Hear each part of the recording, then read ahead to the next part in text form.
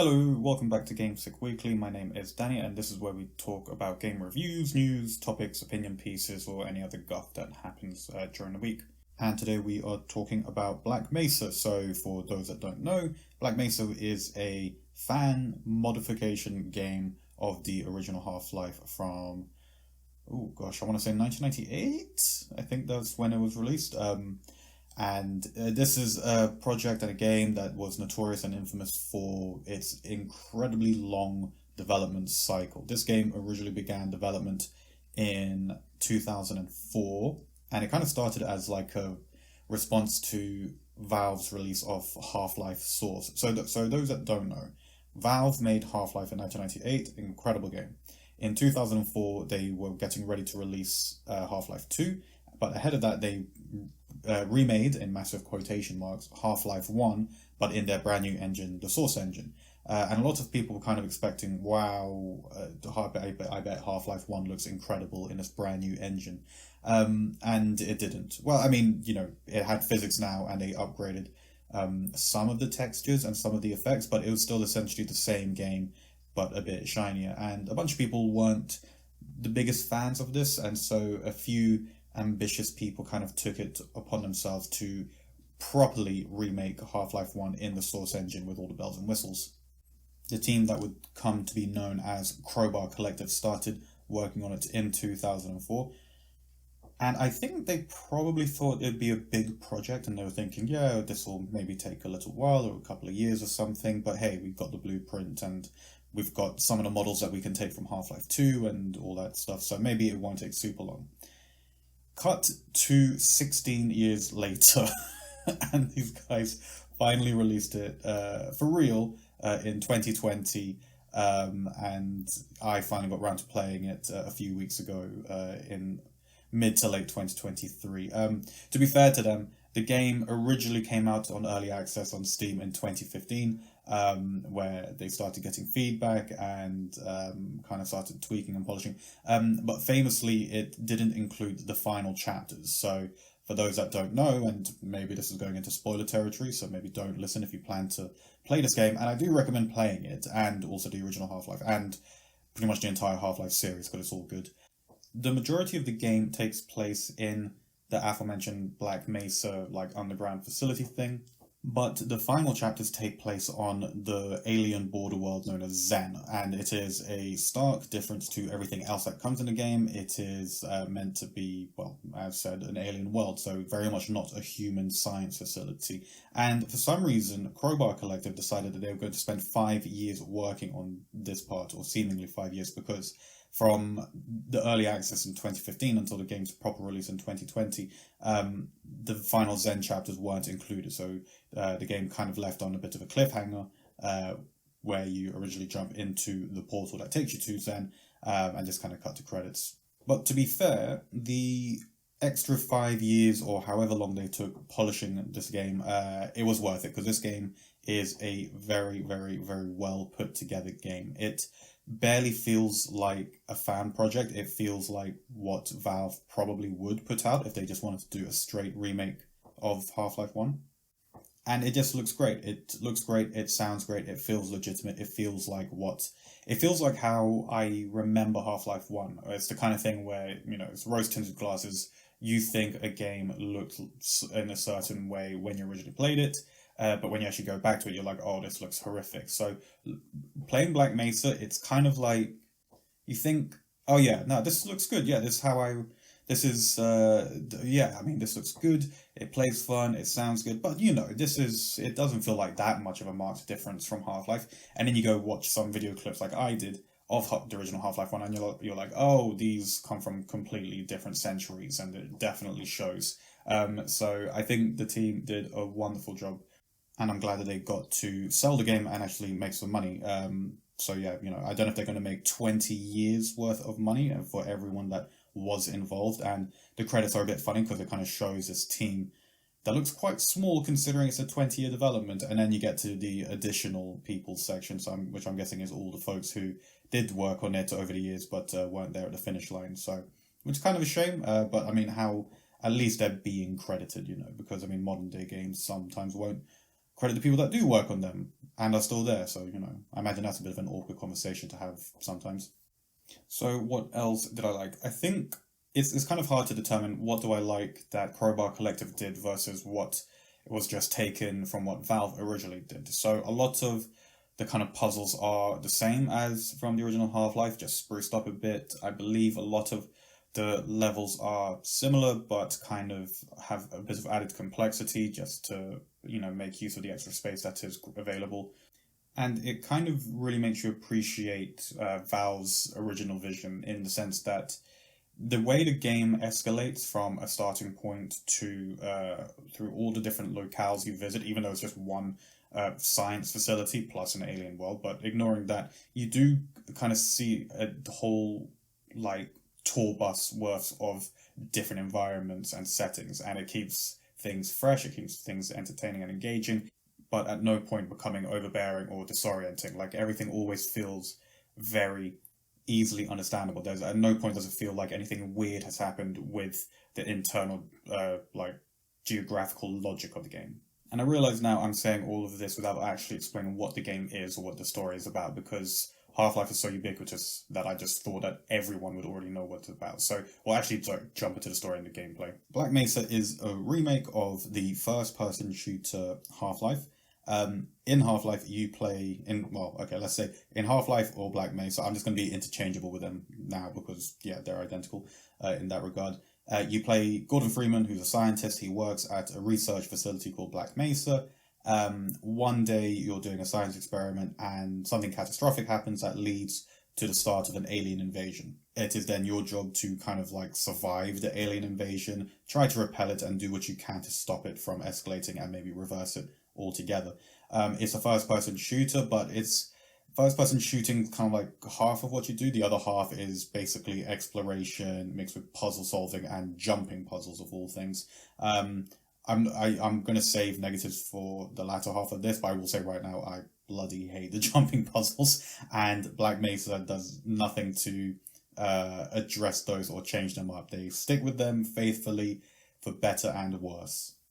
But there's this feeling to the story that there's a lot more to it than what the game is letting on. It's kind of subtle with certain aspects of it. Now, this might be coming from a guy who played it 20 years ago and has played the sequels and so knows about the bigger things that are coming. But even at the time, I feel like I remember that there was this kind of underlying otherness to the story. There's things that get mentioned or things that get hinted at that aren't explicitly told to you during the course of the game. There are very few characters. There's only really Gordon Freeman, the player character, who is, you never see yourself, you never hear yourself, you never talks. And then there's one other character that I'll get to in spoilers, believe it or not, because I am going to keep this spoiler light until then. So for a game that has essentially zero characters, a lot of things still happen and a lot of intrigue is still there. And it's kind of one of the driving forces that gets you to finish the game. The gameplay is fun, and it is, at the time, I think it was pretty revolutionary from what I understand compared to other first-person shooters of the day. But it's that desire to want to see how this will all get resolved that kind of keeps you going. And it's what kept me going. And the ending of the game is wonderful. It's so different to everything else that happens before it, and is kind of unexpected. You can't help but kind of end the game with a smile on your face, or at least I did when I played the original Half-Life. With Black Mesa, yeah, kind of the same. Although my smile was somewhat tempered because of the 3 or 4 hours of gameplay that I'd had right before it, which is going to be my very neat segue into the negatives I feel about this game.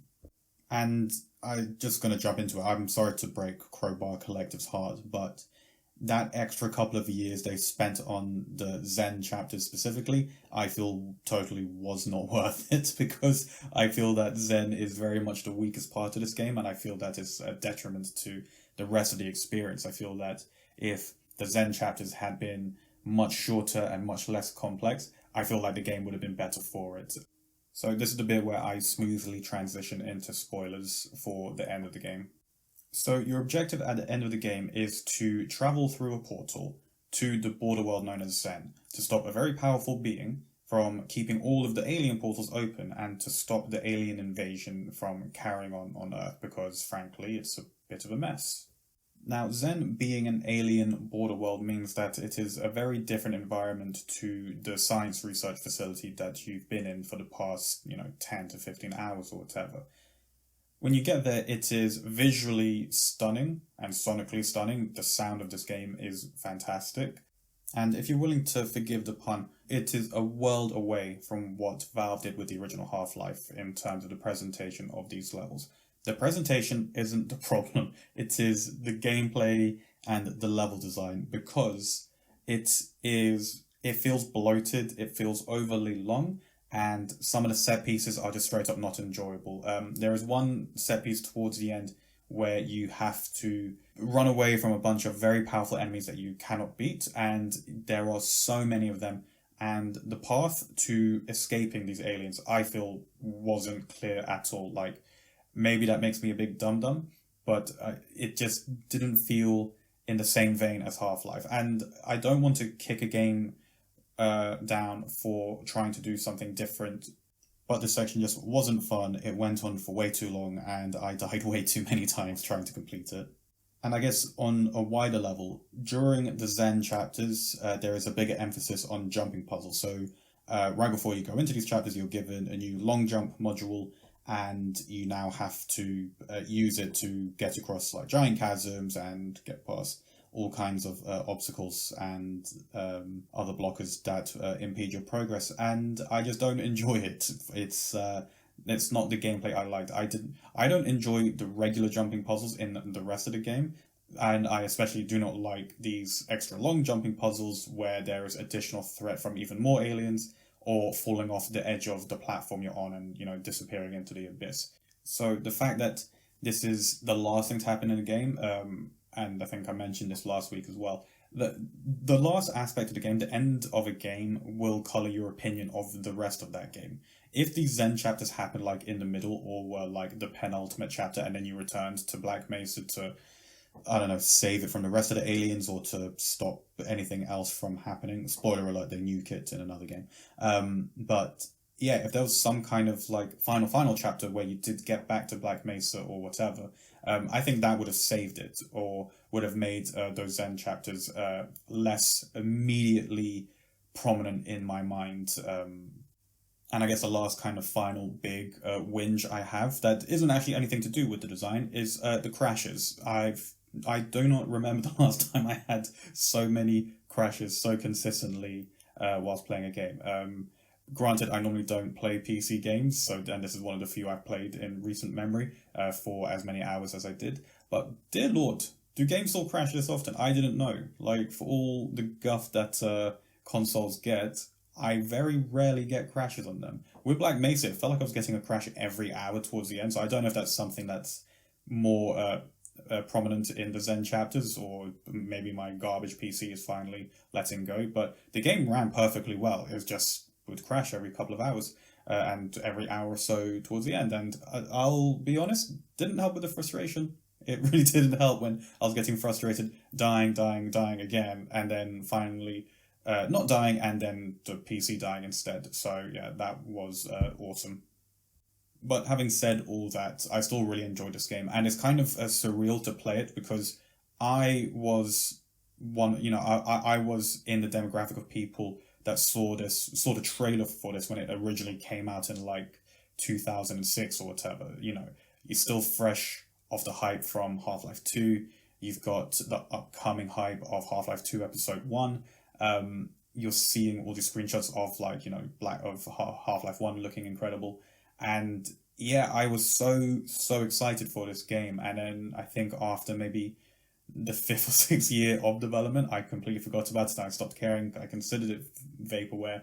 And I no longer had any interest in it. So a couple of years back, when all of a sudden you start seeing the new trailer and you start seeing it's going to be on early access and you start seeing more gameplay, it was kind of unbelievable. It was something that I didn't expect to ever see, especially after something like Duke Nukem Forever, which after a ridiculous development period and loads of troubles, it finally came out and it was a complete bust. It was, it was horrific, at every level. So I think there was this kind of mindset that any game that had been going on for, like 10 or so years, it was never going to come out. And if it did come out, it was going to be horrific. So the fact that Black Mesa came out, completely smashed it, and kind of basically delivered on all of those promises from 15 years prior is completely unbelievable. So I'm very glad it finally came out. I'm glad that the developers get to move on with their lives, which I think is the most important thing.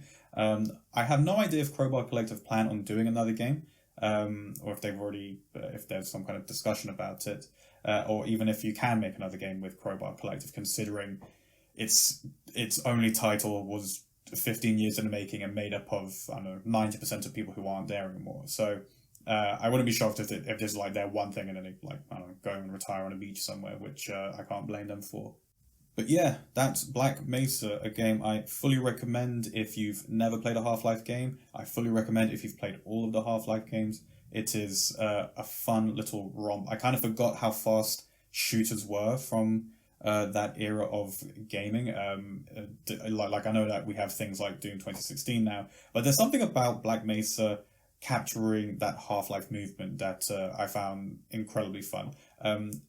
I think I might have been on autopilot for part of the game just because I was like, okay, I remember this bit, or I remember this level, I remember this particular puzzle, so I just, breezed through it. But that said, it was still very enjoyable. I'm super happy that I got to play this. I'm super happy that it exists, and I fully recommend it to everyone. And that's this week's episode. If you've gotten this far, thank you very much for listening. If you like this, please give it a like or a review or subscribe. I very much appreciate it. And yeah, I'll see you next week. Bye.